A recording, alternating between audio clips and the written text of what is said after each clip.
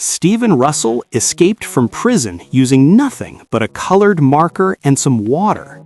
This man didn't just escape once, he did it 5 times, and each time with a different, mind-blowing method. He was an artist who knew exactly where the security flaw was and how to exploit it. Are you ready to hear the story of the king of con artists? Let's go.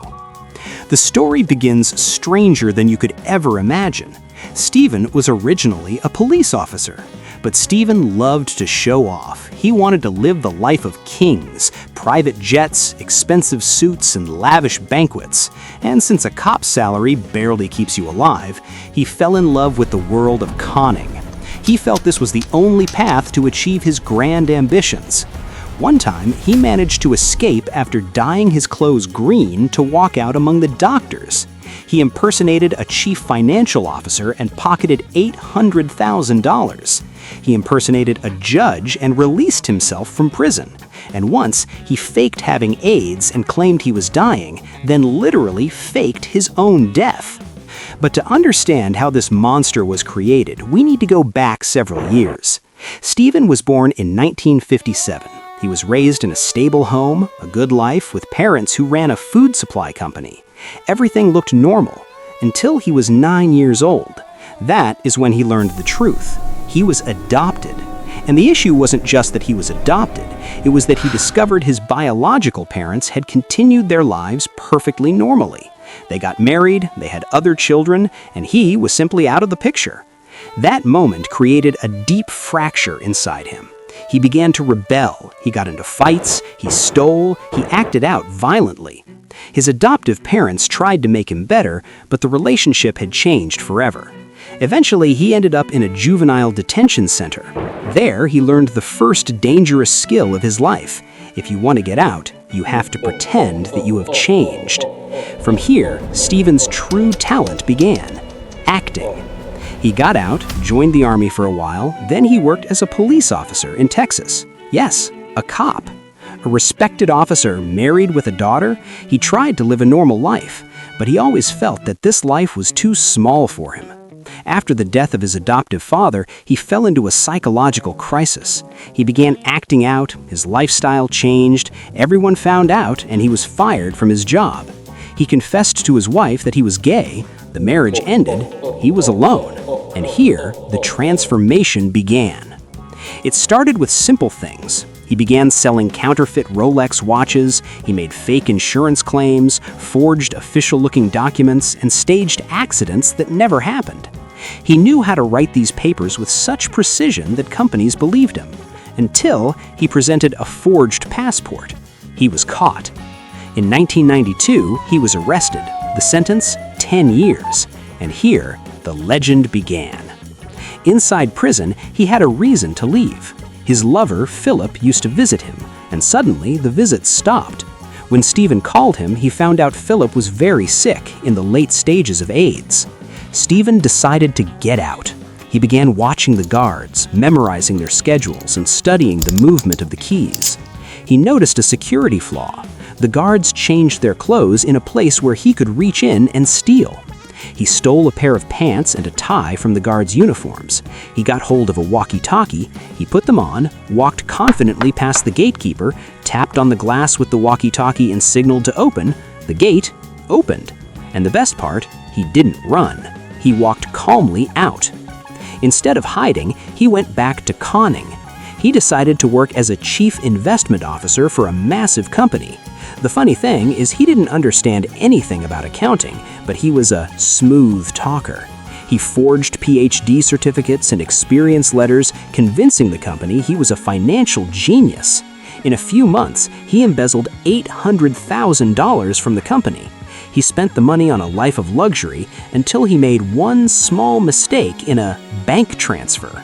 The accounts caught him. Statistics don't joke. He was arrested again. During his recreation time, he distracted the guard and managed to enter the secretarial office. He called the prison administration. He changed his voice, claiming to be the judge's secretary. He spoke with authority and a strong personality. He said that the bail had been reduced from $950,000 to $45,000 due to his health condition. The voice was confident. People believed it. He paid the bail and walked out. But this escape wasn't the end of the round. Stephen didn't go hide in a remote house. He went to meet Philip. They sat together as if nothing had happened. The police were looking for him everywhere while he was sitting, drinking coffee and thinking about his next move. The problem is that Stephen had a fatal flaw. He didn't know how to live quietly. A few weeks later, he went back to conning. It was as if he was telling the police the previous part was just a rehearsal. He watched the guards and noticed that the cleaning staff and doctors wore a specific green uniform. What did he do? He spent months stealing green markers from the prison's art workshop. He collected hundreds of markers, emptied their ink into a bucket of water, and soaked his white prison clothes in it until they turned completely green, exactly like the doctor's scrubs. He didn't wring the clothes so that no lines would show. He let them dry flat. On the day of the escape, he put on the green suit, walked confidently past the guards, raised his hand to greet them like a doctor in a hurry, "Good evening, guys," and walked right out the main door. And what happened next was deeply humiliating for the prison administration. The press began to talk. How could a prisoner walk out in disguise right past the main gate? It wasn't just an escape, it was a scandal. The court increased his sentence. He said to himself, well, let's just die then. This was the master scene.